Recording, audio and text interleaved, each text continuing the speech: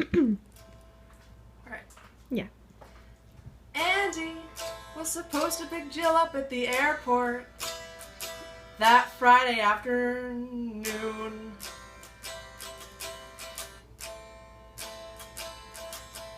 A last-minute business meeting held him up, so he called Jill on her cell phone and told her to take a cab to his office and that he would pay for it. She waited in the lobby of his company for 45 minutes, holding a small bottle of his favorite cologne as a little getting to know you gift, hoping he would look like his hunky photo. Unfortunately, Andy was not as good looking as his photo, which must have been like 10 years old, and he had a pot belly and looked much older, but she loved his email personality and decided to overlook his appearance and the fact that he forgot to pay her back for the cab. Then they banged. Jill flew off her cousin, and she and Andy stayed in bed all weekend,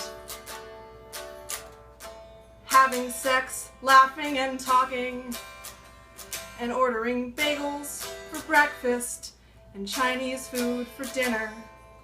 Andy talked about Michigan soon, leaving Jill no doubt in her mind that this was not a one-night stand. But while she was fantasizing about the future of their long-distance relationship, Andy was already thinking about his next conquest. Fun girl 41 from San Diego, who would be visiting him next week. Andy went out to get a newspaper, cigarettes, and some groceries. He told Jill to make herself at home and that he would be back in 20 minutes.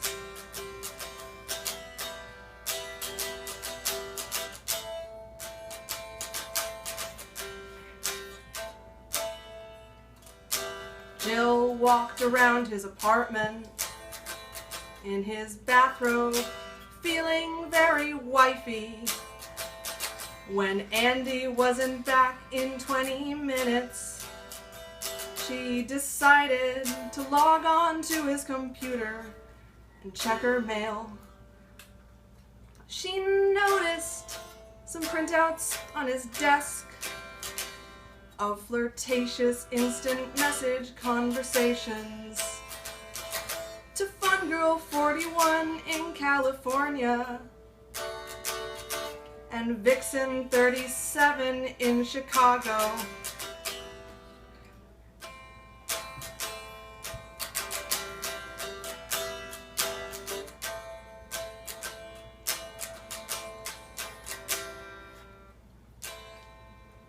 Every email sounded like Andy's emails to her, beginning with, "Hey beautiful, and I can't believe nobody's grabbed you yet."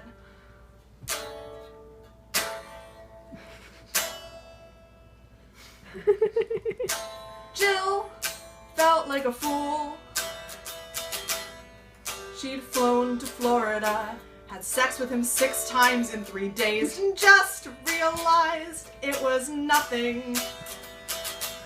Andy told her she was special. She believed him just to find out he had a girl in every port, and she was just one of many.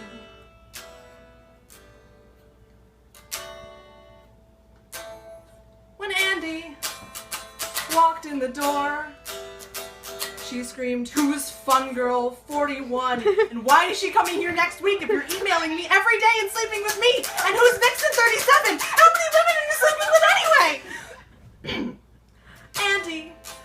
furious that she'd gone through his stuff. What are you? A spy? We're not exactly married.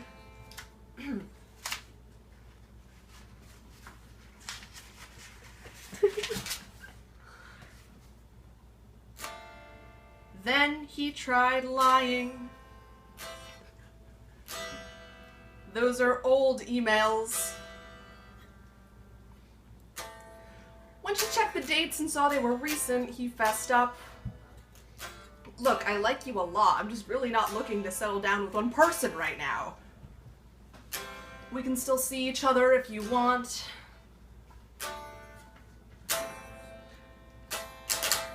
Jill was so hurt that all she could say was not on your life. She called her cousin, called a cab, and got dressed in a heartbeat. Left his apartment crying all the way to the airport. What a nightmare. She'd bought him cologne.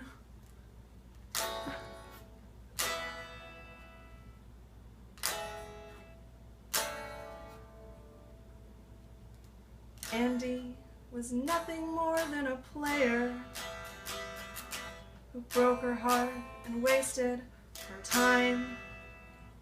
As Jill and other women we know are finding out, an email relationship can be pure fantasy. It's nothing until you meet and spend time with a man.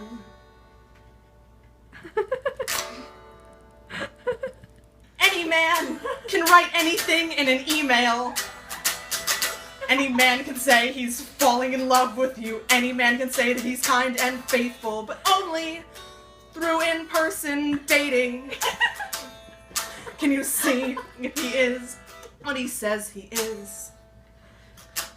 Only through real-life dating can you see if he looks like his photo.